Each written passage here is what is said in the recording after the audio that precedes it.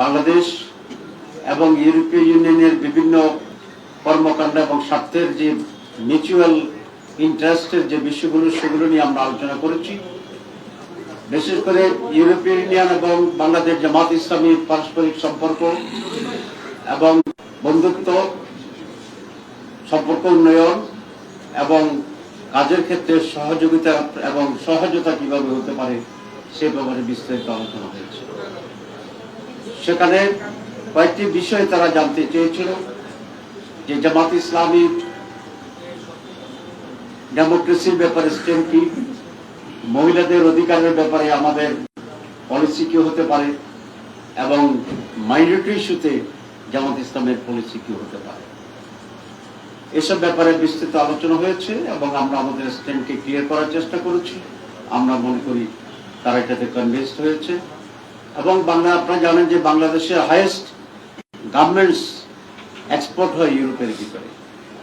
আমরা তাদেরকে প্রস্তাব দিয়েছি যে বাংলাদেশের শুধুমাত্র ইউরোপীয় ইউনিয়নের জন্য এখানে একটা এরিয়াকে আমরা অ্যাসাইন করব এবং সেখানে তারা গার্মেন্টস আরো বেশি করে তারা ইনভেস্টমেন্ট করবে। আজকে আমাদের সেই সফরের ফলো আপ প্রোগ্রাম হিসেবে ইউরোপীয় ইউনিয়নের মাননীয় রাষ্ট্রদূত এসেছিলেন, তার সঙ্গে এসেছিল বলা হয়েছে। সেখানেও আমরা কয়েকটি বিষয় আলোচনা করেছি। বাংলাদেশের আগামী নির্বাচন এবং নির্বাচনের অবজারভার পাঠানোর ইকুয়াল প্লেইং ফিল্ড তৈরি হওয়ার জন্য বিশেষ করে প্রত্যেকটি বুথে ইলেকশনে সিসি ক্যামেরা যাতে সংযোজিত থাকে আমরা এটা প্রস্তাব করেছি। তারা এই প্রস্তাবকে এনকারেজ করেছে এবং এই জন্য যে হিউজ বাজেট দরকার আমরা তাদেরকে বলেছি তারা যেন এক্ষেত্রে সেইভাবে আমাদেরকে সহযোগিতা করে। রিফর্মস কমিশনের ব্যাপারে তারা আমাদের কাছ থেকে জানতে চেয়েছিল। আমরা বলেছি প্রেসিডেন্ট প্রধানমন্ত্রীর ক্ষমতার ভারসাম্য আমরা চাই এবং প্রধানমন্ত্রীর পদে দুইবারের বেশি কেউ নির্বাচিত হতে পারবে না। ইলেকশন কমিশনের রিফর্মস কমিশনের এই প্রস্তাবের সাথে আমরা একত্র প্রত্যাশা করেছি, গতকালও যেটা আমরা প্রেস ব্রিফিংয়ে করেছি।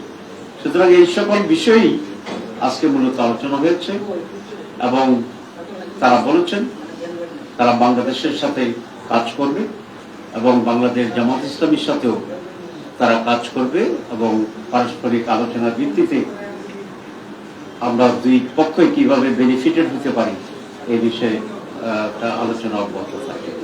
গণতন্ত্র এবং নারীদের বিষয় বিশেষ করে আপনাদেরকে কি স্পেসিফিক বিষয় আসলে উত্থাপন করেছেন যে তাদের কোনো কনসার্ন যদি থাকে এবং আপনারা সেটার ব্যাখ্যায় কি বলেন? এটা শুধু আজকের প্রশ্ন, আপনারা জানেন যে জামাত ইসলামের প্রতি 3-4টি প্রশ্ন সকলে জানতে চান। একটা হচ্ছে ওমেন পজিশন জামাত ইসলামীর, টেরোরিজমের ব্যাপারে জামাত ইসলামের স্ট্যান্ড কি এবং মাইনরিটির ব্যাপারে জামাতকে ভূমিকা রাখবে। তিনটা কমন প্রশ্ন আমাদের আজকে সেই কমন প্রশ্ন হয়েছে। সুতরাং জবাব আমাদের করে স্পষ্ট, কারণ প্রশ্ন তো আউট হয়ে আছে, ঠিক আছে না? আমরা বলেছি নারীদের ব্যাপারে, পুরুষের ব্যাপারে, সকলের ব্যাপারে, যার যার অধিকারের ব্যাপারে জামাত অত্যন্ত সচেতন, দৃঢ় এবং প্রত্যেকে তার রাইটস ভূমিকা পালন করবে। তারা বলেছিল যে মহিলাদের রিফর্ম কমিটি কিছু রিপিট করেছে, সেখানে আমরা একটা বিষয় আপত্তি করেছি যে সেখানে যৌন কর্মীদেরকে লাইসেন্স দেওয়ার যে প্রস্তাবনা এটি মহিলাদের জন্য অত্যন্ত লজ্জাজনক, ইনহিউম্যান এবং তাদের সম্মানের প্রতি আঘাত, অধিকারের প্রতি আঘাত। প্রত্যেকটা মানুষ তার সম্মান মর্যাদা দিয়ে বাঁচার যে অধিকার, এই প্রস্তাবনা সে অধিকারের বিপরীতে একটা আঘাত।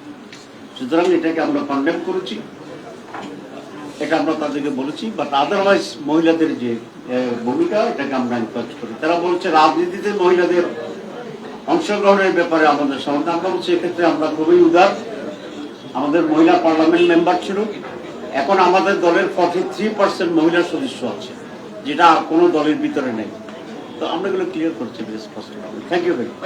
আরেকটা প্রশ্ন, সেটা হচ্ছে যে নির্বাচনের কবে নাগাদ হবে সেটা নিয়ে কোনো আলোচনা হয়েছে কিনা বা তারা কিছু বলেছে কিনা? আপনারা তো নির্বাচনের কবে নাগাদ হতে পারে, তারিখ কি হতে পারে সেটা নিয়ে। নির্বাচন কখন হবে এটা তো একটা কমন বিষয়। আমরা বলেছি যে মাননীয় প্রধান উপদেষ্টা যে লাইন দিয়েছেন টাইম লাইন নির্বাচনের ব্যাপারে, আমরা সেটাকে সমর্থন করি।